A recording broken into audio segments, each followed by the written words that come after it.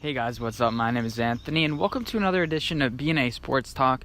So today I'm going to talk about pretty much the most talked about news of the past 24 hours. Not the most, but anyway, so Nick Foles is apparently going to sign with the Jaguars when the official league year starts. Happy league year to everybody. It's almost here. Don't worry. Things are just spicing up. And I'm going to talk about what that means for the Jaguars and pretty much what that means for the entire NFL and the NFL draft pretty much for this upcoming year and the next couple years actually. So I have my mock draft coming up in about a couple days, probably even tomorrow. I'm working on it, putting my blood, sweat, and tears into it. So hopefully you guys enjoy it, and definitely let me know your opinions about it. And because I'm curious, because a lot of people have mock drafts, and nobody is ever even close when it comes to the actual thing. But I think it's just fun to kind of look back on. But anyway, so let's talk about the topic of the video, which is Nick Foles. I was a strong advocate of the Eagles keeping Nick Foles and then trading Carson Wentz for 2 first-round picks. Imagine how ecstatic, the Raiders would have been, or something like that, to get Carson Wentz or something. Like, just give him to the Raiders. Imagine how ecstatic, the Redskins would have been, or I don't know, some other team would have been. They would have traded 2 first-round picks, easy. You would have gotten so much more out of Carson Wentz, especially with your aging defense, with Malcolm Jenkins and everybody, and Fletcher Cox. I think Fletcher Cox is still good, and I hate him as a Giants fan.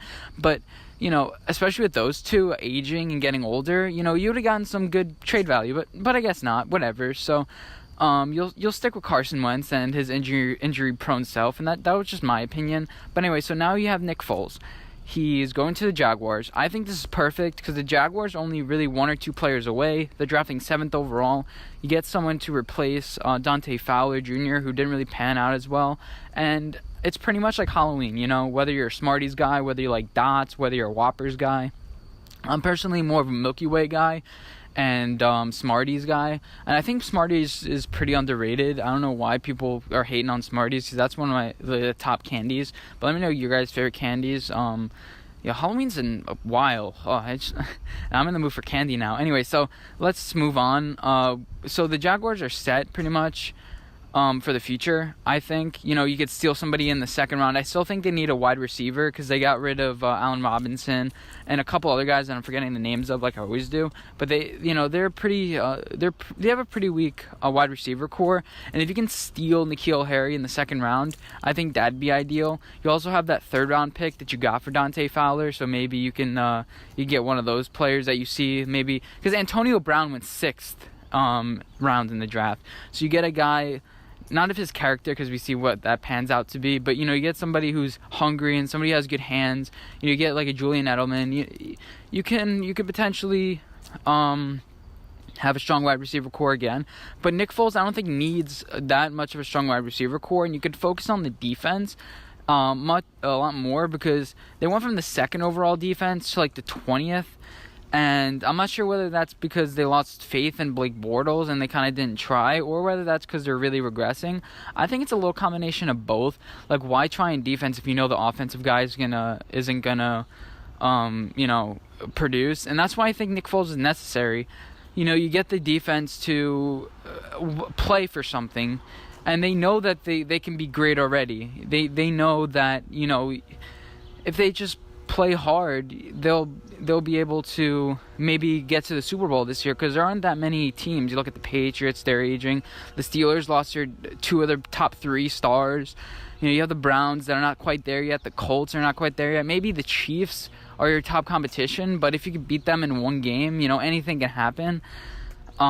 So I think the Jaguars are in a good place right now. They're pretty happy. And, the defense, I think, will be top 10 again this year. Bold prediction. And if they draft the Montez Sweat, that'd be good. You need a pass rusher. And like I said, there's probably 10 that could go in the top 10, in any draft. In any draft, this defensive class is perfect. So anyway, let me talk about what this means for the rest of the NFL. So the Washington Redskins, the Bengals, the Chargers, they all pretty much not need quarterbacks, but would like quarterbacks. So as far as the Redskins, they need a quarterback. they would have liked to get Nick Foles, but I think they're more of a Drew Lock type team. And even though I think the Chargers would be perfect for Drew Lock, but I don't think they'll trade up for him. It's possible because they do have the best roster in the NFL, I think, right now. And if you want to get cute, you can draft Drew Lock and trade up for him. But I don't think the Chargers would be that stupid. I think they're gonna pick like an offensive lineman, or they're just gonna pick the best player available, that sort of thing. They're not really needy at any position. So they'll just look at the board and see who the best player is, and they'll take him off. But the Redskins really need one. I think they're going to jump the Giants and trade with the Buccaneers, the Buccaneers, if they trade from 5th to 12th, they're not really losing that much talent as far as defense goes, because I do think a couple other quarterbacks will be taken, and maybe offensive linemen. But, the Redskins aren't going to move that much further down from what they would have been. I mean, the Tampa Bay from what they would have been. And plus, you'll get more than one first round later to rebuild and surround Jameis Winston with parts. The thing is, when you have that such high of a pick, you want to trade down just a little bit to get a few more assets from what you usually got. Like the video I made a couple days ago, the 49ers knew, hey, it's an obvious trade. Trade up, down one spot. You don't want a quarterback. And then get all these pieces that, take chances on them that you think could work, and ended up not really working out as much as they thought, but they end up getting a good quarterback anyway. So I think the Redskins are in position to draft Drew Lock, because they have a roster right now that was 6-3 or 6-2 before Alex Smith went down, and they need a guy. You can't start the season with Colt McCoy as quarterback. I mean, give me a break.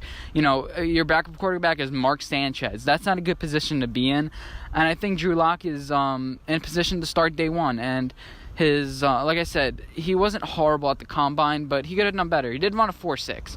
Even that doesn't say much, but He's an athlete, and he can make do. The Washington Redskins, they need a little bit better offensive line, but with Sheriff coming back and a bunch of other injuries that they had on the offensive line, I think they should be just fine. The Redskins got decimated with injuries on the offensive line, and I think that will help when they all come back and they get Drew Lock and they all grow together. I think Drew Lock is a quarterback of the future, and I'm not sure if Alex Smith will even play another game as quarterback, to be totally honest with you. So anyway, then you have the Broncos that had Joe Flacco, and it's kind of confusing. The Broncos have a decent offensive line. I think they'll be able to keep Joe Flacco upright for the most part. And I think you just need one more quarterback. I mean, you have Bradley Chubb on the corner with Von Miller. You have on opposite sides. And you do have Harris as cornerback. I think you draft a cornerback, the best cornerback available at 10. I think it's Devin Bush. I forget. I get confused between Devin Bush and Devin White. You get one of those cornerbacks, and, at 10 pick, you're set. You're set. You have Vic Fangio, who's a defensive-minded head coach, and I think the Broncos are in a position to maybe sneak into a wild card. I mean, you have that division that's pretty strong with the Chiefs and the Chargers on top, but you could sneak into a second wild card. I don't see why that's that's impossible. They're 6-10. They have an easier schedule this year. I think it's around the middle of the pack, if I remember correctly. But yeah, you're set up for the future. Vic Fangio is the head coach, right? Yeah, he's the head coach, but he's a defensive mind. Sorry if I said he was a defensive coordinator, because I did make that mistake in the Arizona Cardinals video. Anyway, so you also have the Miami Dolphins potentially looking for a quarterback, but I think with their new head coach, what's his name? The guy from the Patriots, Brian Flores. With him, I think you have a really good opportunity to build your defense. Their offense was putrid last year. It was putrid. I think you need a free agent. I think they missed out on Nick Foles to become their quarterback. And I think now they're going to be desperate. Maybe you get Ryan Fitzpatrick back, because I'm not sure if the Tampa would want to give him away, but because you don't know what you're getting with Jameis Winston all the time. But I think potentially getting him, or maybe Case Keenum as a stopbridge quarterback for next year. I think them and the Broncos are really looking at next year's quarterbacks, whether it's Jake Fromm, Tua, Justin Herbert, and a couple other guys that I'm forgetting. But it's a strong QB class next year. I think they're looking especially the Broncos, just for a guy sit behind Joe Flacco next year, not instead of this year. See what you can do, because you have a playoff-minded team. You have a playoff-minded quarterback already, so there's that. I think the Dolphins really missed out with Nick Foles, even though, you know what, I don't think the Dolphins are ready to compete for a Super Bowl, and I think Nick Foles is ready to compete for a Super Bowl, but I don't think he would be able to do that with the Dolphins. You get Case Keenum, and then, or maybe even you don't even get Case Keenum. You stick with Ryan Tannehill and try to build up the defense. Their offense was ranked like 30th last year, and their defense was ranked like 20th. When you get Minkah Fitzpatrick, I think Brandon Grimes got traded. But anyway, so you pick a good pass rusher. You're drafting 13th overall. I don't think you get cute with Kyler Murray, because I think he'll be gone by then, quite frankly. And yeah, there's that. So the Bengals, I think they have another possibility to trade up, but I think with the new head coach, they want to stay with Andy Dalton. He's coming back. He'll be fresh. He's not going to win you a Super Bowl, but they're not looking to win a Super Bowl. You look at that roster.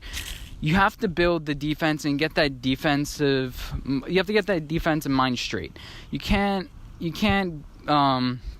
start going with all this offense. You maybe get DK Metcalf, in my opinion. I think I have him getting picked by them in my mock draft, but you're quite a ways away. You don't have a Super Bowl contending roster, and drafting a quarterback.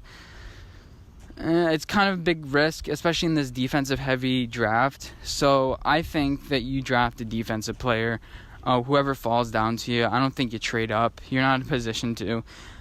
There's no guy that's just like, that's the guy. Hopefully you just hope and pray a guy falls down to you, and whoever's on top of your board you pick. So that's pretty much it. Yeah, that's pretty much all I need to say. Like I said, my mock draft is coming in a day or two, so look out for that. Let me know what you guys think of what I said in the comment section down below, and I'll see you tomorrow. Bye, guys.